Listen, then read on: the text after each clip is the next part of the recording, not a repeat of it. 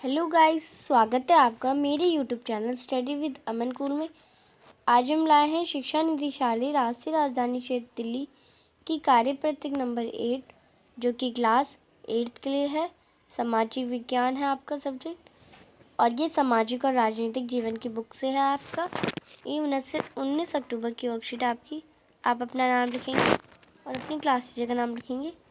संविधान बनने की प्रक्रिया और संविधान के मुख्य लक्षण। तो इसमें आज हम संविधान बनने की प्रक्रिया और उसके मुख्य लक्षण एक ही पढ़ेंगे।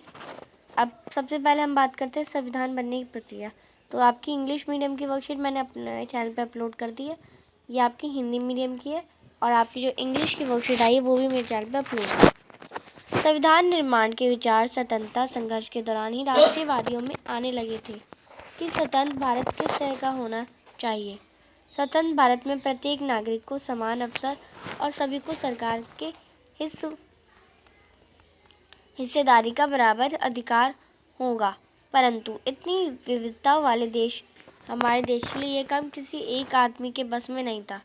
इस काम को पूरा करने में लगभग 300 लोगों ने योगदान दिया, जो कि 1986 में गठित की गई संविधान सभा के सदस्य थे। संविधान सभा की बैठकें लगभग अगले 3 साल तक होती रही, तब जाकर भारत का संविधान बना। संविधान सभा की प्रारूप समिति के अध्यक्ष डॉक्टर भीमराव अम्बेडकर थे। तो यहाँ पे आपको बताया कि हमारे भारत को स्वतंत्र होने के लिए, तो सबको एक नागरिक बनने के लिए सबको हिस्सेदार बराबरी, मतलब जो बराबर हिस्सा मिलना चाहिए। परंतु ये हमारा देश तो विविधता वाला है। यहाँ पे जाति के अलग लोग हैं, धर्म के अलग लोग हैं। तो ये एक आदमी, अपनी हमारे जो अध्यक्ष थे जिन्होंने कॉन्स्टिट्यूशन यानी संविधान बनाया था, वो डॉक्टर भीमराव अम्बेडकर थे। तो वो एक आदमी के बस में तो नहीं था, तो इसे बनाने में पूरे 300 लोगों ने योगदान दिया था। और यही सब जो संविधान सभा के अध्यक्ष भी थे, यानी सदस्य भी थे संविधान सभा की बैठकों में, और ये 3 सालों तक पूरा हो पाया। संविधान सभा इन सदस्यों के सामने एक बड़ी जिम्मेदारी थी, और ये जो संविधान सभा के सदस्य थे 300, उनके सामने बहुत बड़ी जिम्मेदारी थी। हमारे देश में कई समुदाय थे, उनकी ना तो भाषा एक थी, ना एक धर्म था, ना एक जैसी संस्कृति थी। वैसे भी जब संविधान लिखा जाता उस समय हमारा देश भारी उथल पुथल से गुजर रहा था। जब संविधान बन रहा था तो हमारे देश में बहुत विविधता थी, बहुत उथल पुथल चल रही थी। और लेकिन इन सदस्यों ने अपना दायित्व को निष्ठा से निभाते हुए एक ऐसा दस्तावेज तैयार कर दिया जिसमें एकता को बनाए रखने के लिए साथ साथ विविधता के प्रति गहरा सम्मान दिखाई देता है।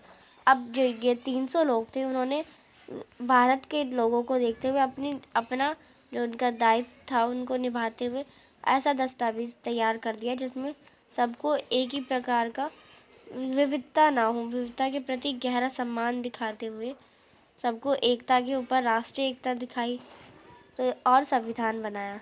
अब संविधान के मुख्य लक्षण यानी आयाम। संघवाद, इसका मतलब देश में शासन चलाने के लिए विभिन्न स्तरों पर अलग अलग प्रकार की सरकार का होना। हमारे देश में 3 स्तरों का सरकार काम करती है। प्रथम है केंद्र सरकार, केंद्र स्तर पर केंद्र सरकार।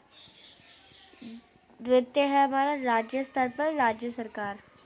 तीसरी है हमारी स्थानीय शासन यानी पंचायती राज व्यवस्था या नगर निगम प्रशासन। इनकी वजह यह है कि भारत जैसे विशाल देश में सभी राज्यों को कुछ मुद्दों पर फैसले लेने का संवैधानिक अधिकार हो सके। इन मुद्दों की स्पष्टता के लिए संविधान में कुछ सूचियाँ दी गई हैं। तो ये आपको बताया गया। अब आपको एक क्रियाकलाप दिया गया, तो उस क्रियाकलाप को करते हैं हम।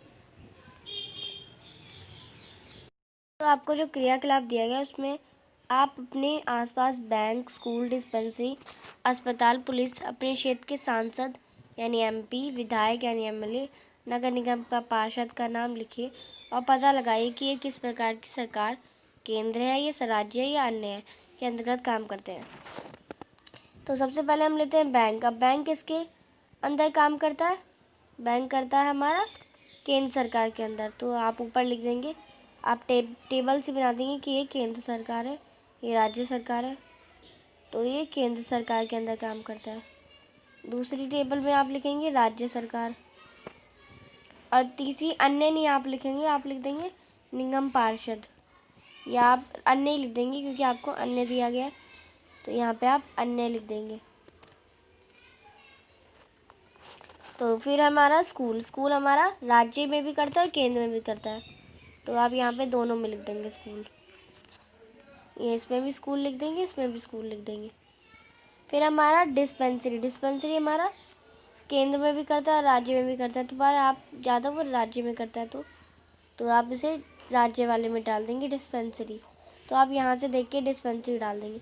अस्पताल हमारा केंद्र पे भी करता है, राज्य में भी करता है, तो आप इसमें भी अस्पताल लिख देंगे, अस्पताल, और इसमें भी अस्पताल लिख देंगे। फिर हमारा अपने क्षेत्र के सांसद एमपी राज्य में करता है, तो आप यहाँ पे एमपी लिख देंगे राज्य वाले में। फिर एमपी नहीं, आप एमएलए लिख देंगे यहाँ पे, और इसमें एमपी लिख देंगे। केंद्र में एमपी यानी केंद्र के अंदर ही तो करता है एमपी, और एमएलए जो विधायक होता है वो स्टेट के अंदर यानी राज्य के अंदर करता है।